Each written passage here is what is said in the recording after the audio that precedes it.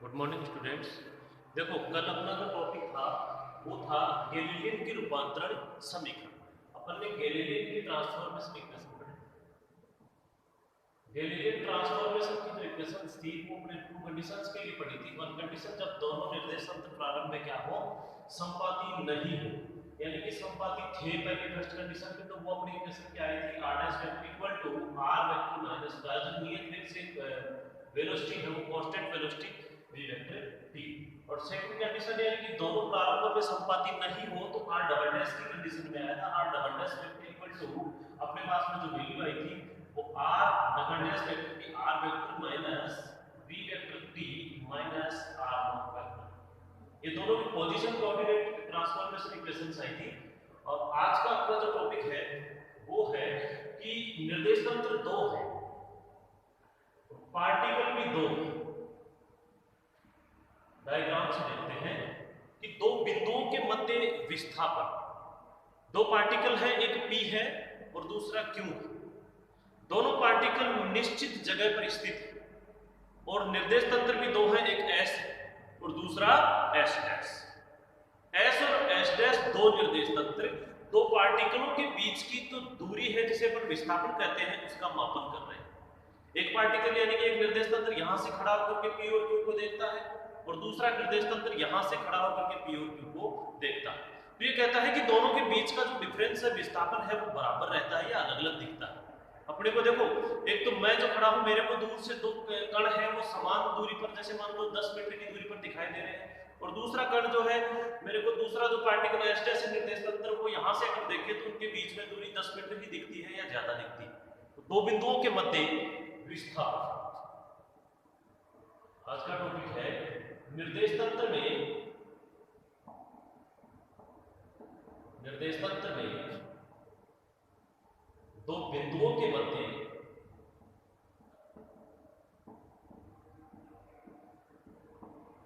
विस्थापन। टॉपिक है अपना कि दो बिंदु हैं उनके मध्य विस्थापन। तो देखो डायग्राम, एक निर्देश तंत्र है S जिसके कोऑर्डिनेट है अपने क्या, x, y और z, जिसका मूल बिंदु है O। दूसरा निर्देश तंत्र है S डैश,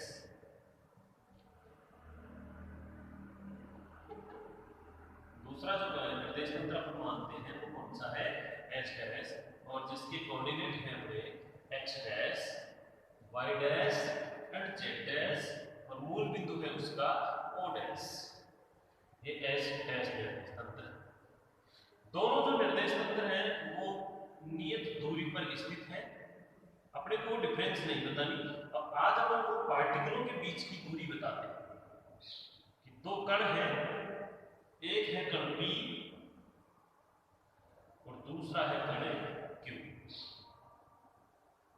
कण P और कण Q की निर्देश तंत्र S के मूल बिंदु से जो दूरी है उनको अपन O से P यानी कि R1 वेक्टर से डिनोट करेंगे और O से Q को R2 वेक्टर से, यहाँ इनको शो कर सकते हैं, इसको R2 वेक्टर से, और O से जो P है उसे R1 वेक्टर से अपन ने शो कर।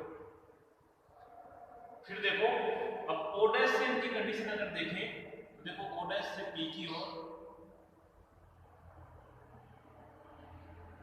दूसरा निर्देश तंत्र यानी कि S डैश है, तो O डैश से P की ओर इसे कहेंगे R1 डैश वेक्टर, और O डैश से Q की ओर R2 डैश वेक्टर। और दोनों के बीच का जो डिफरेंस है P से Q, ये डिफरेंस देखो पता है अपने को क्या होगा, R2 माइनस R1 भी कह सकते हो, R2 dash minus R1 dash भी कह सकते हैं। तो S के लिए इसे क्या मानते हैं, डेल R वेक्टर भी अपन कह सकते हैं। तो देखो दो निर्देश तंत्र है S और S डैश, दोनों के कोऑर्डिनेट x y z और x dash y dash z dash है। दूसरे निर्देश तंत्र S डैश के मूल बिंदु O डैश से कण P और Q के जो स्थिति सदिश हैं वो R1 डैश और R2 डैश है, और S निर्देश तंत्र के मूल बिंदु O से स्थिति सदिश R1 वेक्टर व R2 वेक्टर है। तो इसको लिख लो, माना तो निर्देश तंत्र एस व एस डैश है जिनके मूल बिंदु ओ व ओ डैश है, ओ व ओ डैश है, दोनों निर्देश तंत्रों में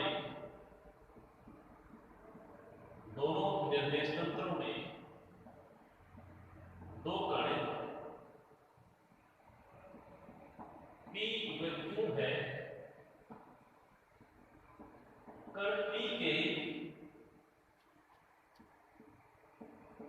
मूल बिंदु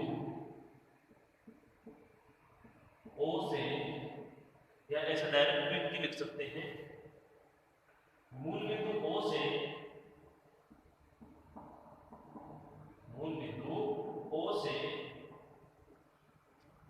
कण P व Q के स्थिति सदिश क्रमशः है r1 वेक्टर व r2 वेक्टर है तथा O डैश से कण P व Q के स्थिति सदिश क्रमशः है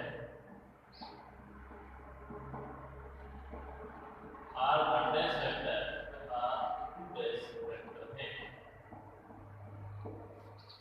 ठीक है, देखो निर्देश तंत्र S के लिए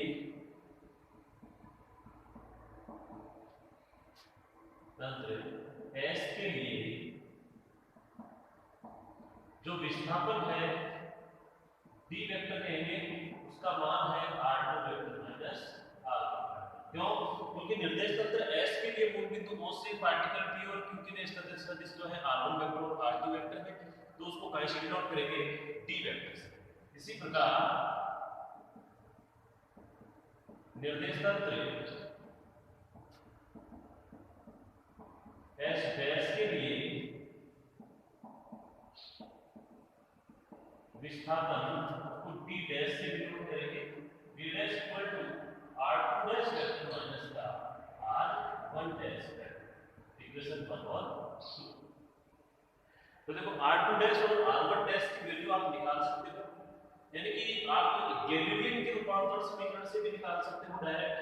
अपन ने पढ़ा है कि नियत वेग से जो गतिशील कण है उसकी स्थिति के रूपांतरण समीकरण अपन जानते हैं, तो इसके नीचे लिखेंगे अपन r डैश की वैल्यू बहुत बार निकाली है अपन ने, गैलीलियन के रूपांतरण समीकरण से, गैलीलियन के रूपांतरण समीकरण से देखो अपन ने पढ़ा है r dash vector equal to r vector minus p vector p, पढ़ा है कि नहीं पढ़ा है? गैलीलियन के जो ट्रांसफॉर्मेशन इक्वेशन है उसमें r डैश की वैल्यू निकाल के अपन ने r वेक्टर माइनस का p वेक्टर t, ये की इक्वेशन पढ़ी है। तो इस इक्वेशन 3 से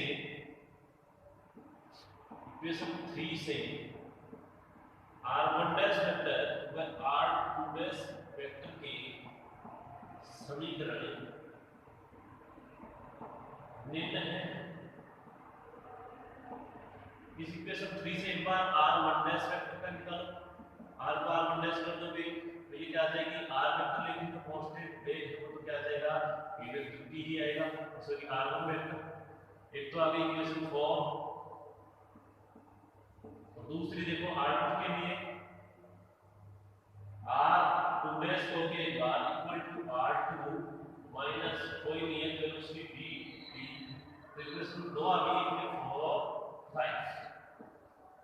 ठीक है, एक बार r डैश को r1 के लिए लिखेंगे तो r1 dash equal to r1 vector minus का v वेक्टर t, एक बार इसको r2 डैश के लिए लिखेंगे तो r2 dash equal to r2 minus का v वेक्टर t। इक्वेशन जो 4 और 5 है इनको इक्वेशन 2 में पुट कर दो, तो लिखेंगे इक्वेशन 4 व 5 को इक्वेशन 2 में रखने पर या पुट करने पर जो भी है, तो p डैश वेक्टर की वैल्यू क्या है, यहाँ पर r2 dash minus r1 dash है, तो r2 डैश की वैल्यू क्या है, r2 वेक्टर माइनस का v वेक्टर t, फिर माइनस r1 डैश की वैल्यू क्या है, r1 वेक्टर माइनस का b वेक्टर t। इसको सॉल्व करो, d dash vector equal to r2 vector minus का b वेक्टर t माइनस का r1 vector minus minus plus का b vector t। Minus bt से प्लस bt कैंसिल हो जाएगा, तो d डैश वेक्टर की वैल्यू क्या आई, r2 vector minus r1 vector.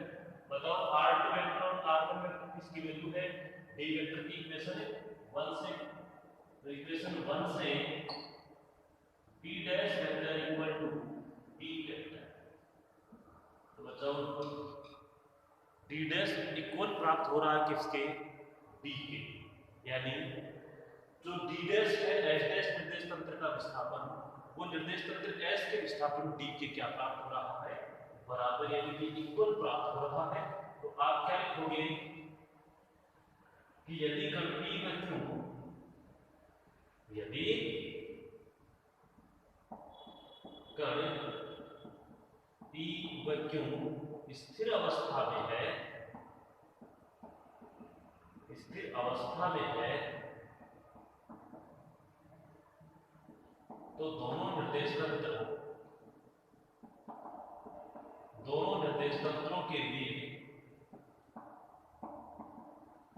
विस्थापन का मान, दोनों निर्देश तंत्रों के लिए विस्थापन का मान एक समान प्राप्त होता है, एक समान प्राप्त होता। ठीक है, ये था अपना निर्देश तंत्र में दो बिंदुओं के मध्य विस्थापन।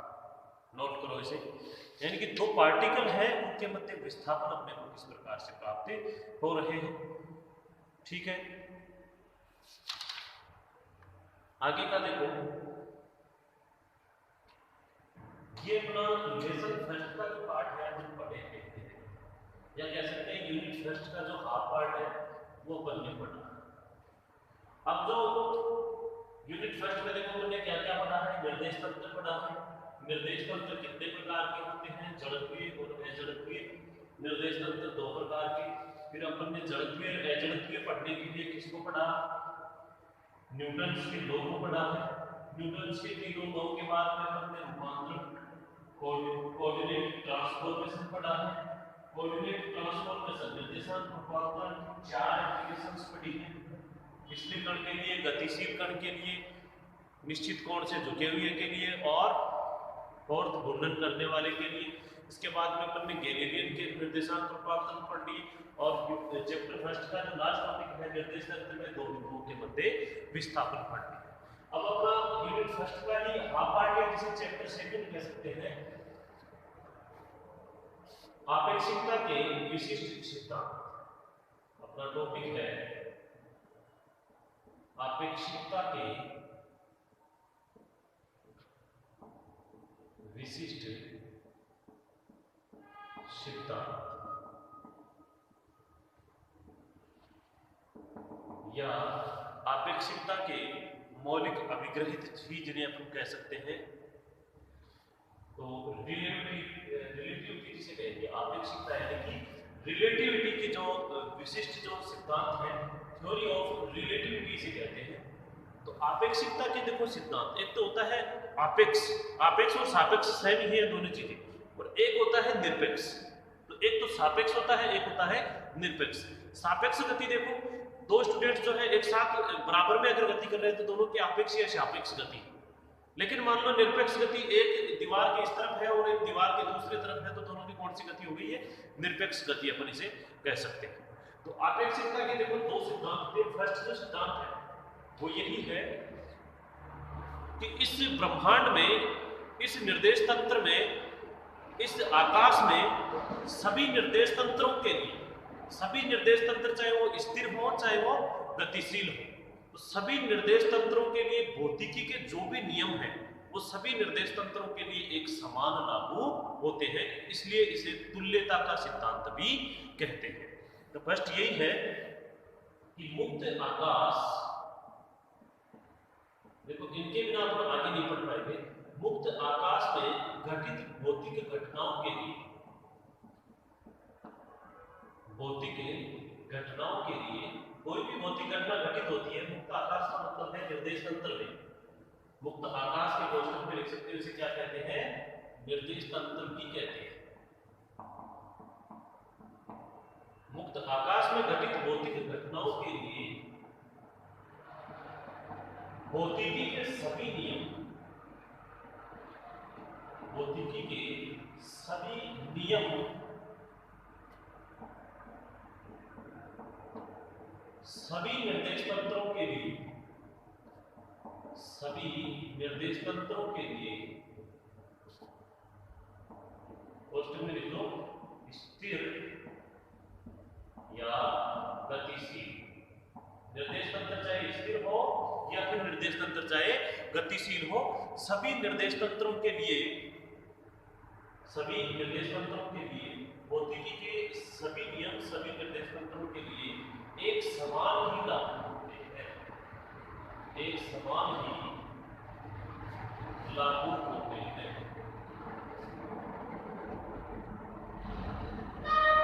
इसे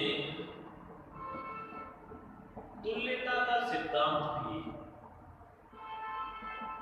तुल्यता का सिद्धांत भी कहते हैं। इसे क्या कहते हैं, तुल्यता का सिद्धांत। समझ गए? जैसे एक पार्टिकल ये है P, इसके लिए न्यूटन का यानी कि ये स्थिर है, और दूसरा पार्टिकल है Q, ये भी क्या है, स्थिर। दोनों के ऊपर बाह्य बल नहीं लग रहा, इसके ऊपर भी बाह्य बल नहीं लग रहा, तो ये तब तक स्थिर रहेंगे जब तक बाह्य बल नहीं लगता है। तो न्यूटन का जो फर्स्ट लॉ है जो P के लिए लगेगा वो भी Q के लिए लगेगा। यानी कि फिर दूसरी कंडीशन में मान लो P गति कर रहा है, Q भी गति कर रहा है, दोनों के ऊपर ब्रेक लगा करके मौके नहीं जा रहे हैं कि बाह्य बल नहीं लगाया जा रहा, इसका मतलब ये भी गतिशील है ये भी गतिशील है। तो न्यूटन का जो गतिशीलता का नियम है वो दोनों के लिए एक समान ही लागू होगा। तो इसका तात्पर्य ये था कि तुल्यता का सिद्धांत जो P के लिए लागू होगा वही किसके लिए लागू होगा, Q के लिए। यानी कि जो S निर्देश तंत्र के लिए लागू होगा वही S डैश निर्देश तंत्र के लिए लागू होगा। अपन ने जो पीछे यही चीजें अपन ने पढ़ी। इसका सेकंड जो अभिग्रहित है वो है, ये प्रथम अभिग्रहित था, अभिग्रहित, और द्वितीय जो है वो है प्रकाश के जो वेग है उसके ऊपर डिपेंड।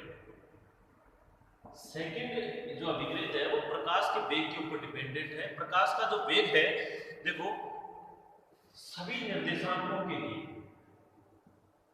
सभी निर्देशांक चाहे वो गतिशील हो चाहे वो स्थिर हो, सभी निर्देशांकों के लिए कोष्टक में निर्देश तंत्रों के लिए, निर्देश तंत्रों के लिए या निर्देशांकों के लिए प्रकाश का वेग,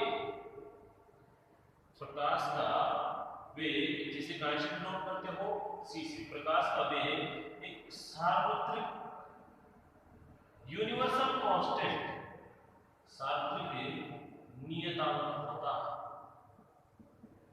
सभी निर्देश तंत्रों या निर्देशांकों के लिए प्रकाश का जो वेग है वो एक सार्वत्रिक नियतांक होता है। यह वेग देखो न तो दिशा पर की डायरेक्शन पर डिपेंड नहीं करता है, न प्रकाश स्रोत पर। देखो प्रकाश का स्रोत क्या है, उस स्रोत के ऊपर भी डिपेंड नहीं करता है, न ही दिशा पर निर्भर करता है, और न ही प्रेक्षक देखने वाला जो प्रेक्षक है, जो प्रेक्षण कर रहा है, प्रेक्षक की गति पर निर्भर करता है। ये मौलिक जो अभिग्रहित यानी कि दो जो विशिष्ट सिद्धांत हैं इनको आपको ध्यान में भी रखना होगा। इसे तुल्यता का सिद्धांत भी कहते हैं, और ये कहता है कि प्रकाश का जो वेग है C = 3 × 10⁸ मीटर प्रति सेकंड वैल्यू जो होती है वो सभी के लिए एक समान होगी। सभी के लिए क्या होगी, सार्वत्रिक कांस्टेंट, यूनिवर्सल कांस्टेंट है। सभी निर्देशांकों के लिए या निर्देश तंत्रों के लिए प्रकाश का वेग C एक सार्वत्रिक नियतांक होता है, न तो दिशा पर, डायरेक्शन पर डिनोट नहीं करेगा, डायरेक्शन पर ना डिपेंडेंट है, ना ही लाइट का जो सोर्स है, प्रकाश का जो सोर्स है उसके ऊपर डिपेंडेंट है, और ना ही जो ऑब्जर्वर है पर डिपेंड करता है, ना ही प्रेक्षक की गति पर डिपेंड करता है। तो ये थे अपने आपेक्षिकता के विशिष्ट सिद्धांत। तो आज अपन ने क्या पढ़ा? आज अपन ने दो बिंदुओं के मध्य विस्थापन d dash equal to d यानी कि वैल्यू बराबर ही रहेगी, मान दोनों अगर कांस्टेंट है तो उनके बीच की दूरी विस्थापन चेंज नहीं हो। सेकंड अपन ने पढ़ा आपेक्षिकता का विशिष्ट सिद्धांत, जिसके दो मौलिक अभिक्रिय या प्रथम अभिक्रिय तुल्यता का सिद्धांत, सेकंड प्रकाश का वेग, यानी कि जो चेंज नहीं होगा, कांस्टेंट रहता है। आज के लिए इतना ही, बाकी पढ़ेंगे अपन कल। Thank you.